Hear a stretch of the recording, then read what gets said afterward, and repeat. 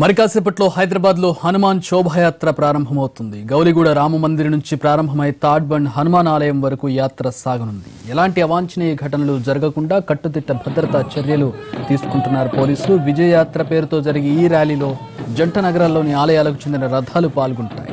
12 కిలోమీటర్ల మేర సాగే ఈ యాత్రకు వేలాది మంది తరలిరానున్నారు.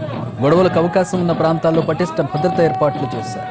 ముందు జాగ్రత్తగా పాత బస్తీలో ఫ్లాగ్ మార్చ్ నిర్వహించారు. 400కు పైగా సీసీటీవీ కెమెరాలు, మొబైల్ కెమెరాలు ఏర్పాటు చేశారు. వీటన్నింటినీ కమాండ్ అండ్ కంట్రోల్ రూమ్ కు అనుసంధానం చేయడం ద్వారా అక్కడ ప్రత్యేకించి ఏర్పాట్లు చేసిన సిబ్బంది నిత్యం పరిశీలిస్తున్నారు.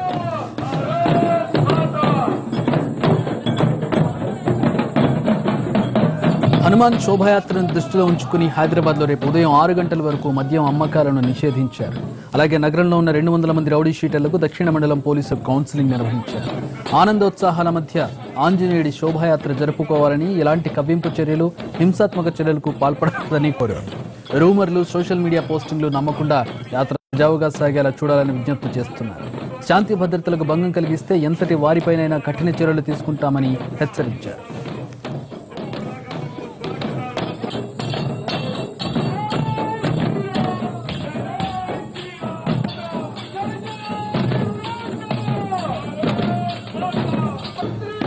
హనుమాన్ శోభాయాత్రకు సంబంధించి పూర్తి వివరాలు మా ప్రతినిధి రాధాకృష్ణ లైవ్ లో అందిస్తారు.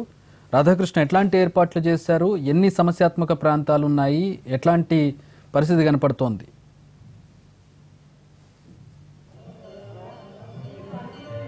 చక్రి, ప్రతి ఏడాది హనుమాన్ జయంతి రోజు గౌలిగూడ రామ మందిర్ నుండి విహెచ్పి బజరంగ్ దళ ఆధ్వర్యంలో హనుమాన్ జయంతి విజయయాత్ర పేరుతోటి ర్యాలీ నిర్వహిస్తూ వస్తున్నారు. ఈ ఏడాది కూడా మరికొద్ది సేపట్లో ప్రారంభం కాబోతుంది. ఇప్పుడు గుడి లోపల మహాయజ్ఞము పూర్తి కావస్తుంది.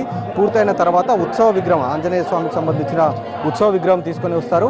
ప్రత్యేక పూజలు చేసిన తర్వాత 11 గంటలు దాటిన తర్వాత ర్యాలీ ప్రారంభమయ్యే అవకాశం కనబడుతుంది. ప్రస్తుతం మనం గుడి వద్ద కోలాహలం చూడవచ్చు. ఇప్పటికే చాలా మంది భక్తులు టెంపుల్ వద్దకు వచ్చారు. ఇతర ప్రాంతాల నుండి, ప్రధానంగా హనుమాన్ దేవాలయాలకు సంబంధించి ఇతర ప్రాంతాల నుండి వస్తున్న ఆలయాలు సంబంధించిన వారంతా కూడా ఈ ర్యాలీలో పాల్గొంటారు. ఈ ర్యాలీలో సుమారు 1,00,000 మందికి వరకు కూడా పాల్గొనే అవకాశం కనబడుతుంది. ఎందుకంటే సుమారు 12 కిలోమీటర్ల మేర ర్యాలీ కొనసాగుతుంది కాబట్టి దానికి సంబంధించి పూర్తి స్థాయిలో పోలీసులు కూడా ఏర్పాటు చేశారు. అసలు ఎన్నిటికీ ప్రారంభం కాబోతుంది, ఎంతమంది దీంట్లో పాల్గొనబోతున్నారు, ఈ ఏడాది ప్రత్యేకంగా ఎవరు రాబోతున్నారు ఒకసారి అడిగి తెలుసుకుందాం. ఎన్నిటికీ ప్రారంభం కాబోతుందండి? ఈసారి ప్రత్యేకంగా ఒక ముఖ్య అతిథి వస్తుంది. ఈసారి ఎవరు వస్తున్నారు? ఈసారి బజరంగ్ దళ్ అఖిల్ భారతీయ సహ సంయోజక్, అదేవిధంగా లైవ్ గారు కూడా ఇక్కడ చేస్తున్నారు. వాళ్ళ విషయాలు ఎక్కువగా పూర్తి కాలానికి సంబంధించింది. యాత్ర 11 స్టార్ట్ చేసుకుంటాము. రథం కూడా ఇక్కడికి వచ్చేస్తున్నది, యాత్ర కొనసాగుతుంది. మా యొక్క రథం కూడా ఇక్కడికి వచ్చేస్తున్నది, యాత్ర కొనసాగుతుంది. ఇక గౌలిగూడ రామ మందిర్ నుంచి ఈ యాత్ర హనుమాన్ మందిర్ వరకు కొనసాగుతుంది. యాత్ర లోపల ఎలాంటి ఇబ్బందులు లేకుండా భక్తులకు అన్ని రకాల సౌకర్యాలు ఏర్పడడం జరిగింది. కాబట్టి భక్తులు ఏదో అనుకొని ఉండాల్సిన పరిస్థితి లేదు, అన్ని రకాల వసతులు ఉన్నాయి. కాబట్టి యాత్రకు వచ్చే భక్తులు రావాలని చెప్పేసి బజరంగ్ దళ్ స్వాగతిస్తుంది. ఈ యొక్క యాత్ర గత కొన్ని సంవత్సరాలుగా ఎలా బ్రహ్మాండం జరుగుతుందో అదేవిధంగా ఈసారి అంతకన్నా బ్రహ్మాండంగా ఈ యొక్క యాత్ర జరిగే పరిస్థితి ఉన్నది. దానికి సంబంధించిన ఏర్పాట్లు కూడా మేము అన్ని చేశాము. మా యొక్క కార్యకర్తలు జిల్లాల నుంచి అందరు కార్యకర్తలు బయలుదేరారు. వాళ్ళే కొద్దిసేపట్లో ఇక్కడికి వస్తారు.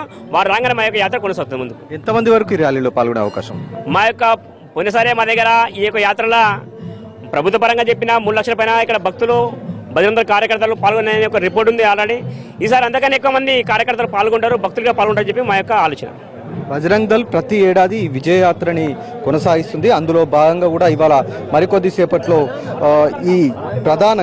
మరికొద్ది సేపట్లో ప్రారంభం కాబోతుంది. రథం కూడా ప్రత్యేకంగా హనుమాన్ విగ్రహాన్ని ఊరేగించడానికి ప్రత్యేకంగా రథాన్ని కూడా సిద్ధం చేశారు. అది కూడా మరికొద్ది సేపట్లో గౌలిగూడ రామ మందిరానికి రాబోతుంది.